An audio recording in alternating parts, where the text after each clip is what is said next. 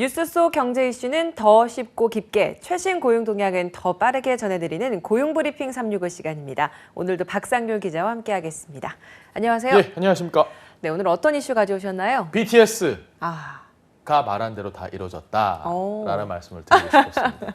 그게 무슨 말씀이신가요? 자, 이 그룹 방탄소년단의 세계적 인기, 굳이 제 입으로 말 안 해도 다 아실 거고요. 얼마 전에 이 BTS 멤버 정국이 말한 대로 미국의 한 유명 멕시칸 음식 체인점이 SNS 계정 이름까지 바꿨는데 이게 화제가 되고 있습니다. 당연히 알고 계시겠죠? BTS 멤버 정국 씨가 네. 그 배달 음식을 먹다가 어떤 말을 한마디 탁 내뱉었는데 이게 누리꾼들 사이에서 화제가 됐었잖아요. Oh, delicious. 예, 뭐 이런 거를 하진 않았고요. 자, BTS의 공식 유튜브 채널에 올라온 한 영상이 원인이 됐습니다. 이 멤버들이 치폴레의 배달 음식을 먹는 장면에서 정국이 치콜레라고 말을 했습니다. 해당 기업은 정국의 실수에 대해서 이제부터 이거 치폴레 아니다, 치콜레다 라는 트윗으로 응답을 한 뒤에 계정명을 바꿨습니다. 치폴레의 재치 있는 반응에 BTS 팬들과 네티즌들의 호평이 쏟아지고 있죠. 자, 이런 미국 음식 업체들의 BTS 마케팅, 이번이 처음이 아닙니다. 맥도날드는 지난해 2월 전 세계 50여 개국에서 BTS 세트 메뉴를 출시를 해서 매출 급증 효과를 톡톡히 봤습니다.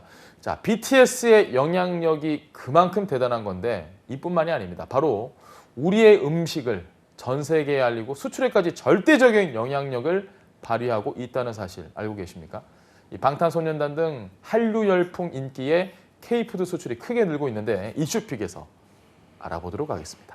K-팝의 인기로 인해서 이렇게 굉장히 다른 산업에까지 영향을 미치는 것 좋은 사례들 말씀을 해주셨는데 네. 사실 뭐 BTS뿐만이 아닙니다. 최근에 있었던 영화 기생충 그리고 오징어 게임으로 인한 뭐 다른 산업에서의 뭐 효과 이런 것들도 꽤 있었잖아요. 기생충에서 먹는 그 짜장면 이런 거라든가 오징어 게임에서 먹는 달고나. 예, 달고나.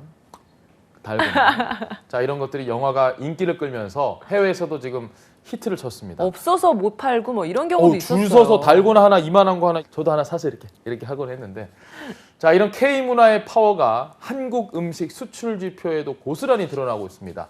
기업들의 해외 공략 행보도 빨라지고 있습니다. 제가 앞서서 이 BTS 이야기를 한 것, 그리고 바로 K-소스에도 방탄의 파워가 있기 때문에 쭉 설명을 드렸던 겁니다.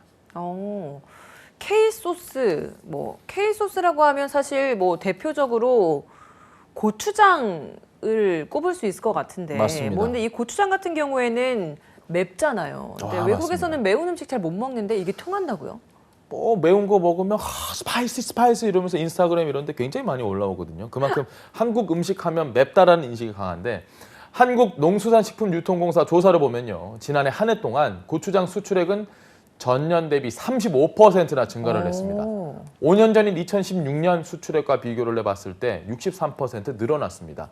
고추장 수출은 유튜브 등을 통해서 한국 음식이 인기를 얻으면서 빠르게 늘기 시작했는데, 온라인에서 한국의 매운 음식 챌린지 열풍이 분 것 제가 말씀드렸잖아요. 스파이시. I'm okay. 뭐 이렇게 이런 것과 시기가 좀 겹칩니다.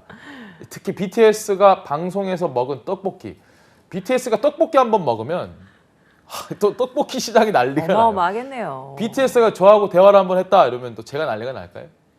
그럴 일은 별로 없을 것 같은데. 여기까지. 네. 고추장에 관한 관심 역시 BTS가 촉발했고 이게 또 소비로 이어졌다 이렇게 보시면 됩니다. 네, 근데 이 소스라는 건 사실 어떤 음식을 만들기 위한 가미되는 재료 중에 하나이기 때문에 네. 이 말은 즉 이 소스가 이렇게 많이 매출이 증가했다라는 건 한국 음식에 대한 관심도 높아졌다, 뭐 이런 의미로도 볼 수 있겠네요. 그렇죠. 고추장 수출 증가는 바로 한국 음식의 세계화와도 밀접한 연관이 있습니다. 말씀하신 것처럼 원재료가 아닌 이 소스의 특성상 한국 음식을 만들어 먹기 위한 거기 때문에 실제로 뭐 떡볶이, 비빔밥 같은 이런 한식, 또 고추장 소스가 들어간 햄버거 등이 전 세계적으로 인기를 끌고 있습니다. 네. 우리나라 편의점이 진출한 몽골과 말레이시아 등에서는 매장에서 판매되는 떡볶이가 현지 젊은이들 사이에 고급 음식으로 인기몰이 중이기도 합니다. 저희하고 분위기가 좀 다른데요. 떡볶이도 앞서 이 지민이 동대문에서 떡볶이를 즐기는 모습이 화제가 되면서 떡볶이 떡의 그 원료가 되는 쌀 소비가 급격하게 증가해 2019년 쌀 가공식품 수출액이 처음으로 1억 달러를 돌파를 하기도 했다고 하니 참 음식도 과학인가 봅니다. 사실 대표적인 K푸드 하면 김치를 빼놓을 수가 없잖아요. 예, 맞습니다. 김치 매출도 증가했나요? 지난해 김치 수출 한번 살펴보겠습니다. 지난해 김치 수출 전년보다 10% 넘게 늘면서 사상 최대 규모를 기록을 했습니다. 1억 6천만 달러에 육박을 하는데 이게 우리 돈으로 치면 얼마냐? 2천억 원 조금 안 됩니다. 와, 어마어마한. 그러게요. 예. 김치. 한류 열풍으로는 지금 김치 수출 6년째 꾸준히 증가세를 나타내고 있는데 특히 코로나19가 시작됐던 재작년에는 이게 전년보다 38% 가까이 뛰었습니다. 한국 김치, 그러니까 면역력을 높이는 건강식품이라는 인식이 확산하면서 그 인기 고스란히 반영이 된 겁니다. 국가별로 한번 살펴볼까요? 일본이 수출액의 절반 정도를 차지했고요. 일본 사람도 우리 김치 참 좋아합니다.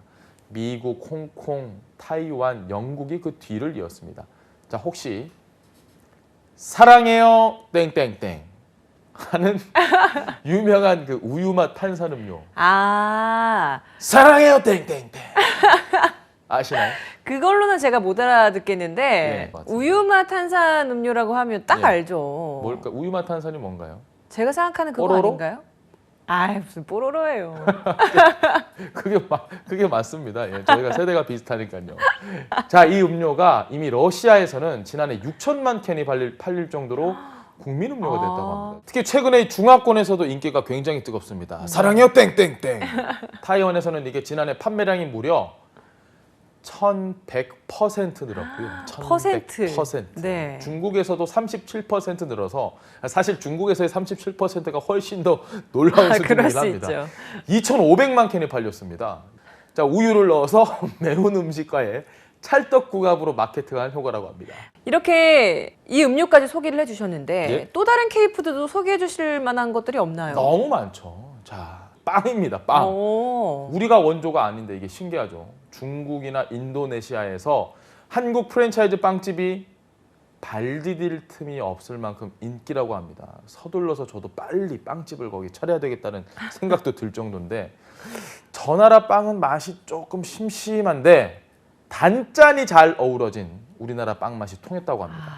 중국에서 가장 많은 300개 매장이 있을 정도라고 하니까요. 인기가 어느 정도인지 실감을 하시겠죠. 자, 그리고 또 치맥.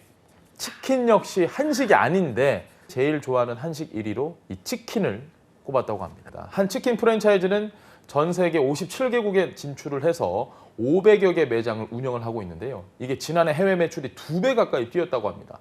자, 또 치맥보다 더 치명적인 우리의 야식. 밤에 출출할 때 따끈한 국물에 라면. 네. 자, 라면 빼놓을 수 없습니다. 라면 땡초 계란 해가지고 이렇게 파 해가지고 마늘 탁.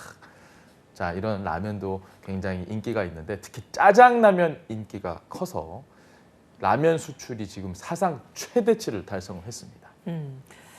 이런 기회를 놓치지 않고 기업에서도 K푸드 현지화 전략을 통해서 영업 확장에 나섰다고 하니까요. 앞으로 더 기대해 볼 법합니다.